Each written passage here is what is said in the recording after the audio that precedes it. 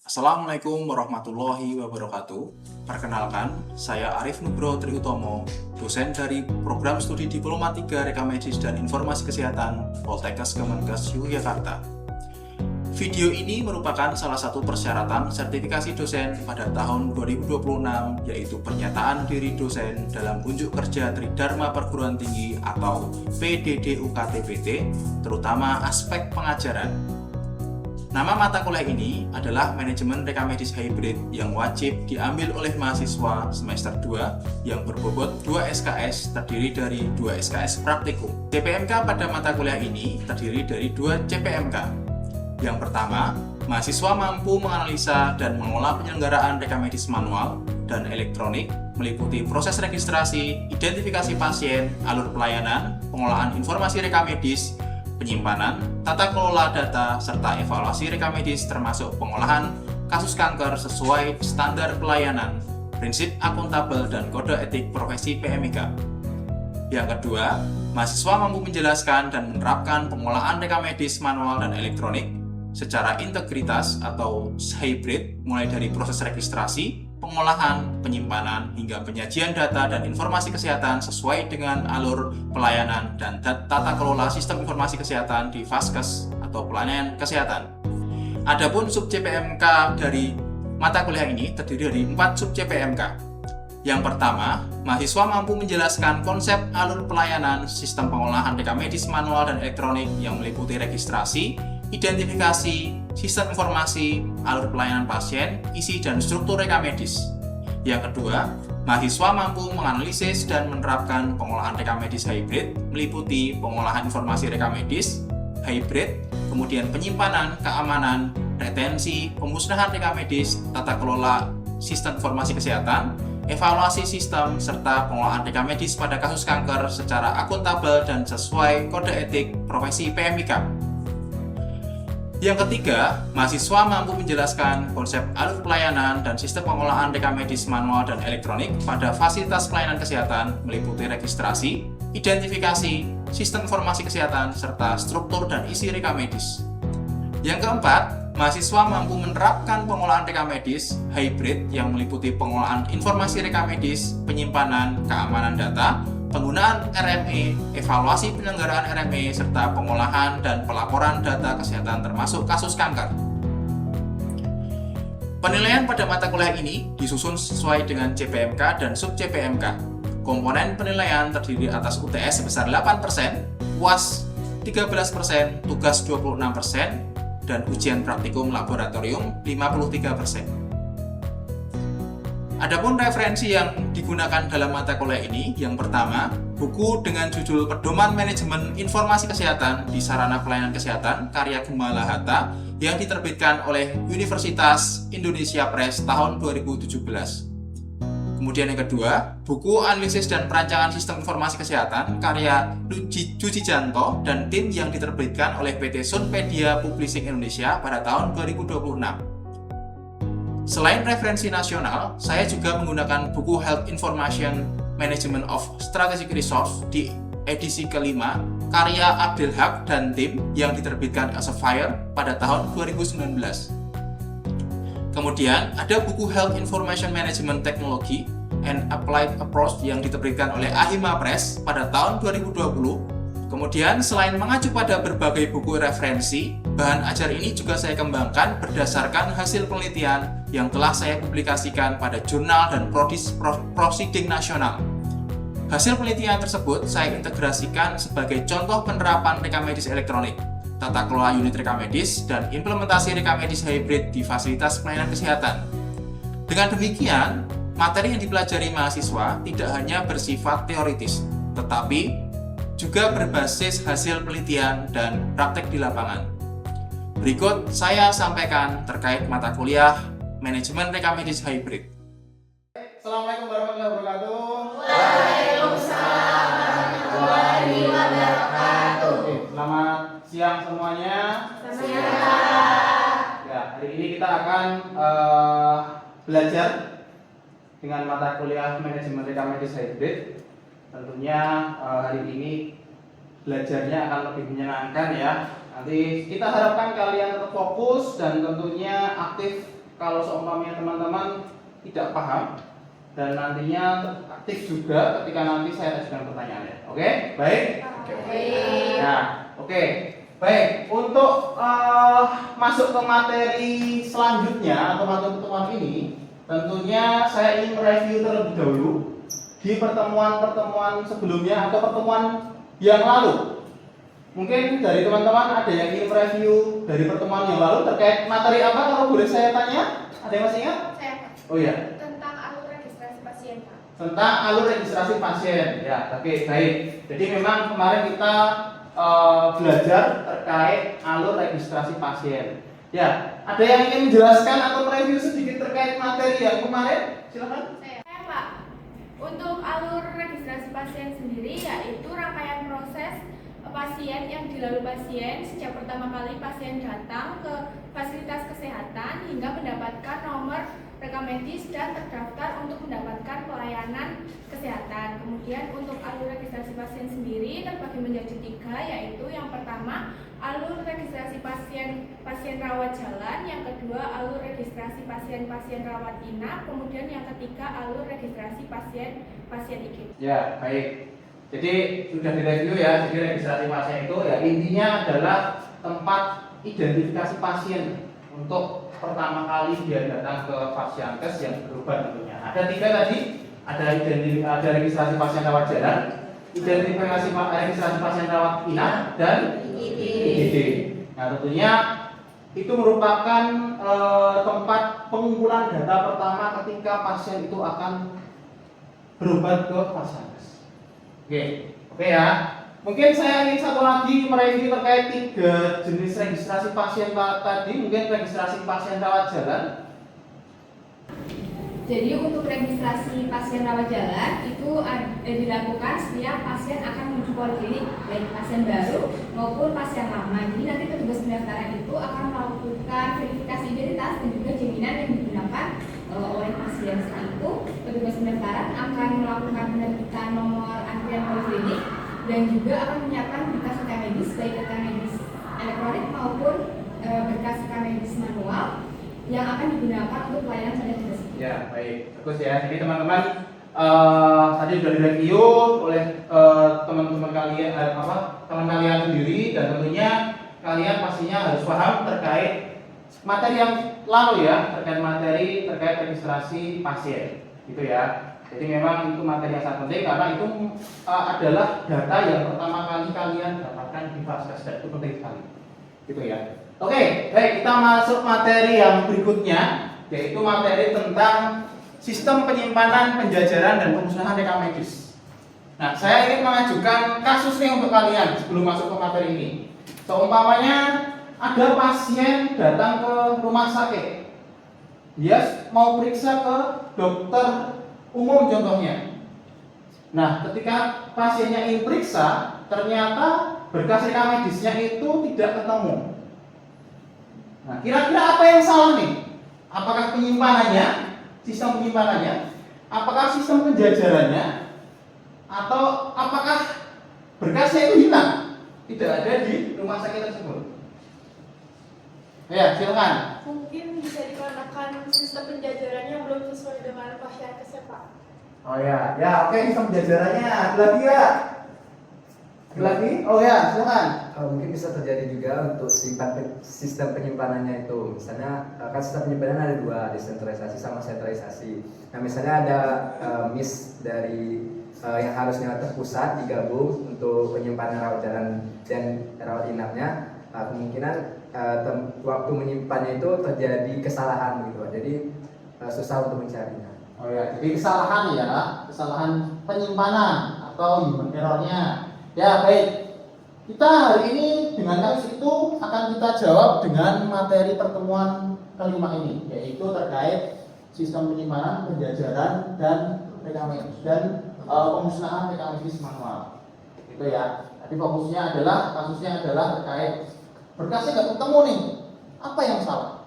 Nah, sebelum menjawab kasus tersebut, tentunya kita hari ini di materi ini akan membahas terkait sistem pemusnahan, penjajaran, dan penyimpanan Nah, capaian pembelajaran lulusan pada materi ini yang pertama adalah mahasiswa mampu mengelola rekam medis yang baik dan akuntabel termasuk kasus kanker berdasarkan prinsip berkarakter dan mengamalkan kode etik profesi PMIK. Nah, CPL yang kedua terkait mahasiswa mampu menyajikan data dan informasi kesehatan secara akurat dalam pelayanan kesehatan termasuk pada pengelolaan data dan pelaporan kasus kanker. Nah, ini capaian pembelajaran mata kuliah di mata kuliah manajemen rekam medis hybrid.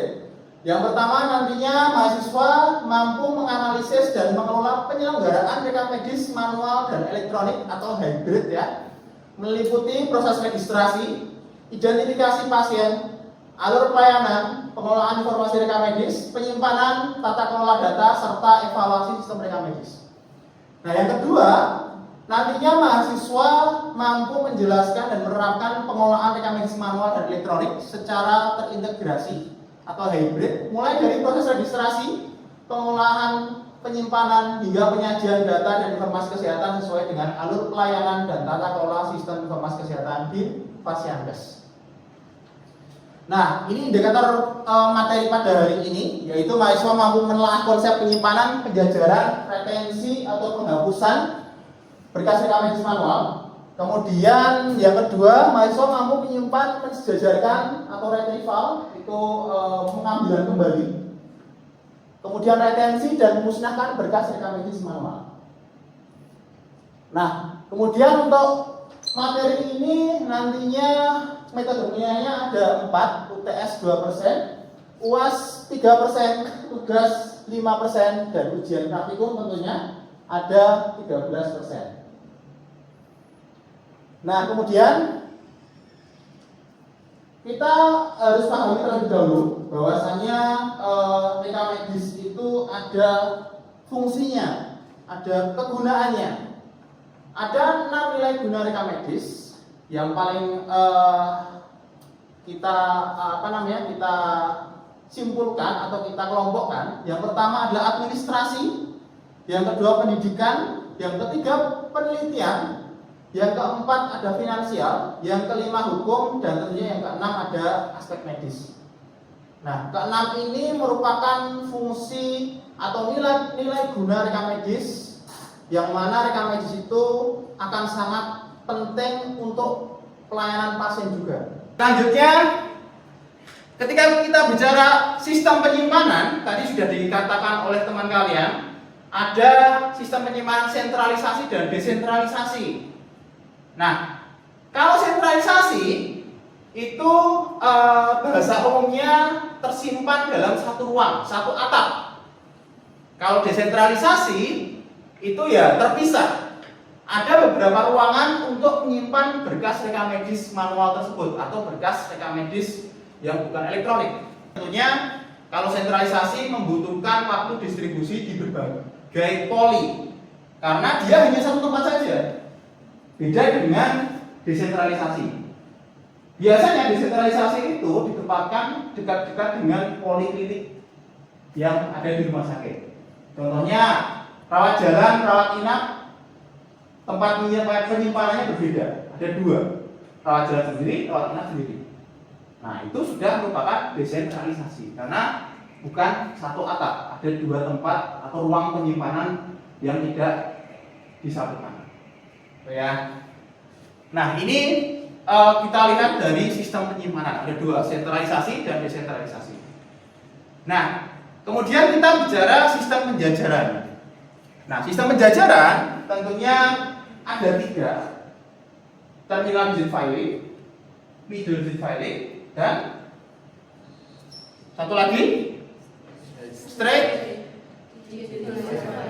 Ya, ada 3. Tapi yang direkomendasikan adalah TDF, terminal digit filing. Kenapa? Ya, karena distribusi beban kerja merata TDF itu tidak menempuh di rak nomor terbaru. Kita bayangkan kalau straight digit filing atau penyimpanannya dari penjajarannya dari urutan depan, pasti fokusnya akan di rak nomor baru saja. Rak nomor lama masih ya disingkirkan atau pastinya nggak fokus ke sana. Betul kan? Nah, kalau MDF middle, ya kalau middle pastinya akan tersebar juga. Tapi kelemahannya middle adalah sistem penjajarannya akan rumit. Harus pemahaman lebih, pengetahuan atau pemahaman terkait MDF itu harus lebih di petugas filing. Nah, kemudian PDF kelebihan berikutnya ada efisiensi ruang tak terkontrol. Jadi memang kalau efisiensi ya efisiensi PDF. Kemudian yang ketiga, menurunkan resiko misfile secara signifikan dibanding dengan sistem nomor langsung. Nah, ini rekomendasi untuk sistem penjajaran, yaitu PDF tadi. Oke.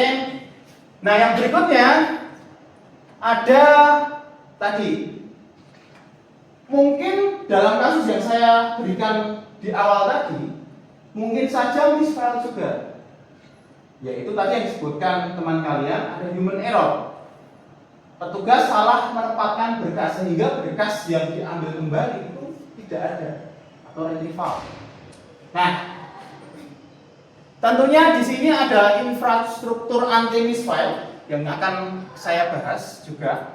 Jadi yang pertama, pastikan ada tracer dan standar ruang untuk keamanan berkas. Fungsi utamanya tracer apa? Yaitu petunjuk keluar atau outbyte sebagai pengganti fisik berkas yang sedang dipinjam. Nah, ketika nantinya berkas dipinjam, petugas rekam medis yang ada di filing harus menyelipkan tracer ini. Itu ya. Ini sebagai fungsinya petunjuk berkasnya itu sedang dipinjam atau sedang digunakan pelayanan pasien. Nah, kemudian di tracer ini juga akan ada kantong kecil yang berisi informasi berkas rekaman tersebut. Jadi tentunya ini untuk menghindari misfile. Nah, yang kedua apa? Untuk menjaga keamanannya ini. Jadi ruang filing itu harus suhu ruangannya terjaga, kemudian pencahayaannya baik dan jarak rak itu enggak terlalu sempit atau harus sesuai dengan ketentuan 90 cm per rak. Gitu ya. Jadi memang kalau kita bicara misfile, nah ini adalah infrastruktur untuk anti misfile itu sendiri. Ini bisa diterapkan ketika kalian besok sudah bekerja di Vaskes kalau memang belum ada tracernya. Bisa kalian usulkan tracer ini. Nah, ini adalah mungkin sebelumnya ada pertanyaan dulu. Ya, silakan. Izin tanya nih Pak. Hmm? Untuk tadi kan yang direkomendasikan dalam penjajaran itu adanya PDF ya. Dan untuk penyimpanan itu yang direkomendasikan untuk digunakan di Fashiankes itu biasanya apa dan kenapa? Ya, sistem penyimpanan ya. Ya, baik. Tadi kita bicara terkait sistem penyimpanan. Ada dua tadi ya. Ada sentralisasi dan desentralisasi. Nah, memang kalau kita bicara sistem penyimpanan itu memang harus menyesuaikan kondisi Fashiankes itu sendiri. Bisa sentral, bisa desentral. Desentralisasi paling kita rekomendasikan karena berkasnya itu akan saling terintegrasi atau saling menyatu, tidak disimpan di banyak tempat. Tentunya ini juga mengurangi misfile sentralisasi itu. Dan petugasnya nggak perlu menyatukan berkasnya. Contohnya dokternya datang ke rumah, pasiennya datang ke dokter ingin melakukan pemeriksaan, dokternya butuh berkas semua pelayanan riwayat pelayanan waktu pasien datang berkunjung berobat. Ya kan nanti mungkin bisa waktu perawat inap, perawat jalan, IGD. Padahal sistem penyimpanannya berbeda-beda. Di sentral tepatnya. Nah, nanti sulitnya di sentral adalah ya tadi berkasnya tersebar di berbagai tempat. Oke ya, jawab ya. Baik. Oke, kita lanjut materi selanjutnya yaitu terkait tadi siklus hidup regulasi untuk regulasi berkas rekam medis. Jadi kalau kita bicara berkas rekam medis atau rekam medis, ada kebijakannya ada di Permenkes 269 tahun 2008 dan 24 tahun 2022. Rekam medis itu enggak harus disimpan seterusnya atau selamanya. Nah, di dalam kebijakan ini mengatur kalau sistem penyimpanan itu nanti ada penyimpanan aktif, kemudian ada penyimpanan inaktif. Nah, nantinya ketika berkasnya itu masih digunakan oleh pasien atau pasien selalu datang berkunjung untuk melakukan pengobatan di Vaskes, tentunya rekam medisnya akan disimpan di penyimpanan aktif. Nah, kalau inaktif apa? Ya pastinya pasiennya nggak pernah berkunjung lagi untuk melakukan pengobatan. Penyimpanan aktif itu nantinya minimal 5 tahun sejak kunjungan terakhir atau meninggal terhitungnya. Kemudian nanti bisa masuk ke fase berikutnya yaitu masa transisi atau retensi, yaitu pemilahan dan pemindahan ke gudang inaktif. Nah, kemudian setelah inaktif baru ke fase ketiga yaitu ke jadwal retensi arsip. Nah, setelah jadwal retensi arsip nanti baru dokumen dipilah lagi. Yang pertama untuk diabadikan, yang kedua untuk dilakukan pemusnahan. Nah, pemusnahan nanti jangan lupa juga terkait ada nilai gunanya. Nilai guna rekam medis. Nilai guna itu aspek kegunaan rekam medis yang nggak boleh dimusnahkan. Ya, ini terkait sistem penyimpanan atau pemusnahan. Nah, kita lanjutkan terkait protokol retensi, yaitu menata masa transisi pemindahan arsip aktif menjadi inaktif untuk mengurangi beban rak rekam medis. Tadi untuk pemusnahan, sistem pemusnahan itu tadi ada aktif dulu, kemudian ke inaktif. Kita harus memperhatikan identifikasi dan pemilahan ketika berkas aktif ke inaktif. Yang pertama, mensortir berkas aktif berdasarkan tahun dan tanggal. Pisahkan yang melewati batas 5 tahun atau 2 tahun untuk non-RS. Jadi puskesmas klinik itu 2 tahun, kalau rumah sakit itu 5 tahun. Kemudian pencatatan terkait daftar penelaan, mendata berkas yang disusutkan ke dalam sistem atau Excel atau manual bisa. Jadi ini adalah menyortir lembar yang wajib diabadikan. Nah, yang ketiga, eksekusi atau pindah alih media. Artinya adalah ya kalau sudah inaktif, pindahkan ke tempat penyimpanan. Kalau kalian alih media kan, ya lakukan pemindahan di scanning satu-satu. Contohnya disimpan di hard disk, bisa cloud juga bisa. Ya, nah ini protokol retensi. Yang berikutnya adalah protokol pemusnahan. Nah, protokol pemusnahan gimana? Ya, pastinya setelah berkas inaktif ada namanya pemusnahan berkas tadi. Prosedurnya adalah yang pertama pembentukan tim, kemudian daftar petelaan dan berita acara. Nah, 3 ini harus ada ketika kalian memusnahkan berkas. Nah, nantinya ketika berkas dimusnahkan bisa dicacah dan bisa dibakar. Yang terpenting apa aturan mutlaknya? Harus hancur total, nggak boleh terbaca. Jadi nggak boleh dikenal lagi terkait berkas rekam medis tersebut, karena ada kebijakan di Undang-Undang Kearsipan. Ya. Nah, mungkin ada pertanyaan terlebih dahulu. Oh ya, silakan. Pak, sebelumnya sependek pengetahuan saya, dokumen rekam medis itu kan bersifat rahasia, sehingga kerahasiaan serta keamanan datanya itu harus dijaga. Nah, yang ingin saya tanyakan, Bapak, mengapa dokumen rekam medis itu harus atau perlu untuk dimusnahkan? Ya, bagus ya pertanyaannya ya. Pertanyaannya adalah mengapa berkas rekam medis itu harus dimusnahkan. Nah, ini untuk menjawab pertanyaan dari teman kalian tadi. Ada dokumen yang tidak boleh dimusnahkan. Yang pertama resume medis, yang kedua inform consent, yang ketiga catatan hukum. Itu nggak boleh dimusnahkan. Oke? Ini slide terakhir ternyata. Mungkin ada pertanyaan terlebih dahulu sebelum kita akhiri. Saya Pak. Oke, silakan.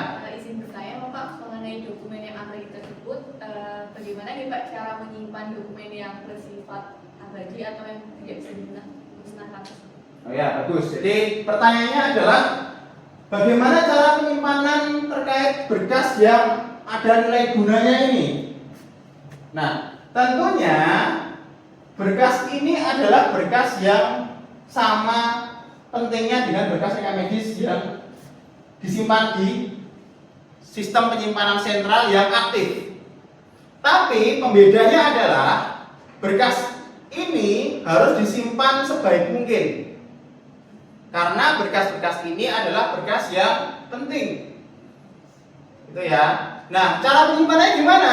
Ya, cara penyimpanannya adalah bisa di rak tersendiri atau di tempat tersendiri untuk menyimpannya. Dan usahakan bisa cepat ketemu kalau ingin digunakan. Gitu. Jadi, oke, ada pertanyaan? Oke, cukup. Kalau sudah cukup, saya ingin mengajukan pertanyaan. Dari kasus yang saya ajukan tadi, yang pertama tadi, mengapa kok berkas itu harus disimpan, harus dimusnahkan? Kemudian kenapa kok harus disejarkan? Tadi kan kasusnya adalah kalau seumpamanya berkasnya nggak ketemu, salah siapa? Apa yang salah? Ada yang jawab? Oke, silahkan. Menurut saya, sistem penyimpanan, penjajaran, dan pemusnahan rekam medis harus dilakukan sesuai standar dan prosedur yang berlaku agar berkas rekam medis mudah ditemukan saat dibutuhkan. Lalu, tidak terjadi kesalahan dalam penyimpanan, serta kerahasiaan dan keamanan informasi pasien tetap terjaga. Selain itu, pemusnahan rekam medis yang dilakukan sesuai ketentuan juga dapat mengurangi penumpukan berkas dan membuat pengelolaan rekam medis menjadi lebih efektif dan efisien. Oke, baik, terima kasih atas jawabannya. Jadi memang ya, kalau sistem penyimpanan, penjajaran, dan retensi atau penghapusan itu sangat penting. Solusinya adalah sistem penyimpanan sentralisasi, kemudian penjajarannya adalah PDF, dan bisa untuk dimusnahkan berkasnya. Itu ya. Oke, baik. Mungkin sesi terakhir saya minta ada mahasiswa yang menyampaikan kesimpulan mereview materi pada hari ini sebelum kita akhiri pertemuan hari ini. Silakan. Saya Bapak. Oke, yang paling depan silakan, Mas. Berdiri ya. Berdiri ya Pak. Ya. Baik Bapak, dari materi yang telah Bapak sampaikan, saya izin menyimpulkan, menurut saya sistem penyimpanan, penjajaran, dan juga pemusnahan ini merupakan suatu hal yang penting ya Pak dalam pengolahan rekam medis manual. Nah, untuk sistem penyimpanan dan juga penjajaran ini dapat dilakukan untuk mempermudah proses temu kembali berkas tadi. Kemudian juga sistem pemusnahan rekam medis dapat dilakukan terhadap berkas yang telah habis masa retensinya sesuai dengan ketentuan dari masing-masing RS gitu.